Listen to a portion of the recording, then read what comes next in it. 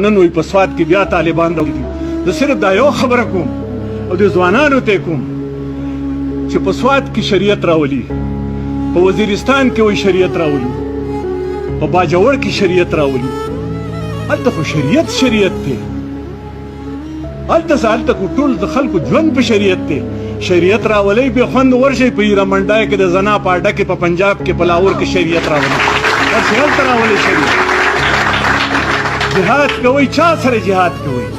جهاد خو د کفر خلاف کیږي، جهاد د کفر خلاف کیږي. موږ مسلمانان یو، موږ په جهاد عقیده ده، خو د کافر خلاف په جهاد کوو. په افغانستان کې کافر نشته، د مسلمانانو حکومت دی، د طالبانو حکومت. په باجوړ کې طالب نشته، په وزیرستان کې طالب نشته، په صوابۍ کې کافر نشته. کوم ځای کافر دی؟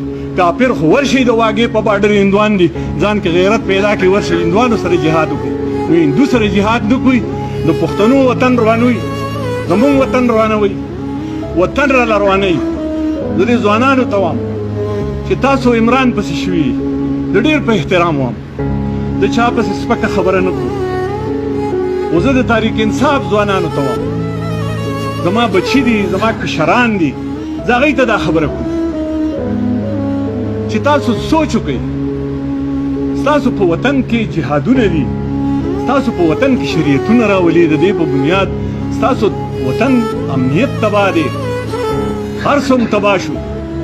بجلی ستا ده، په تیاره کې پروت دی، بجلی ستا ده او وابډه ستا ده. په دې صوابۍ کې زمونږ په خاوره پاوره اوس کې 2000 میګا واټه بجلی پکې درز جوړي، خو وابډه اوس په لاهور کې دی. ماربل ستا د دې بنیر دی، په دوره غټ غټان نه په ټرکونو کې وړي او کارخانې ورته په ټکسلا کې او په پنډای کې ورته کارخانې جوړې کړي. تماکو زمونږ نه دي. 11400 اربه ډیوټي د سنټرل ایکسایز ډیوټي ده. دا خان ناس دی، د تماکو سره تعلق دی.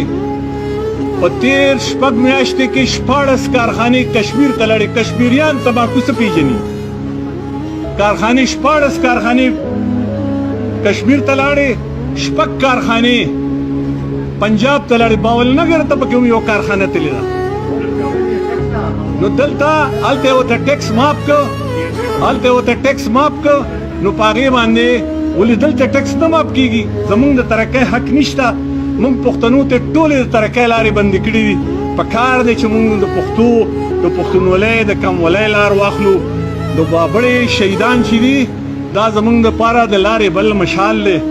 د بابړې شهیدانو نه شروع شوې ده او تر ننه پورې موږ په وینو کې لمبېدلي او لغړېدلي پراته یو. پښتنو ځان بیدار کوي. د باچا خان بابا د لارې نه قسم په خدای دی که بله لارې د پښتنو د آبادۍ او د پښتنو د خوشحالۍ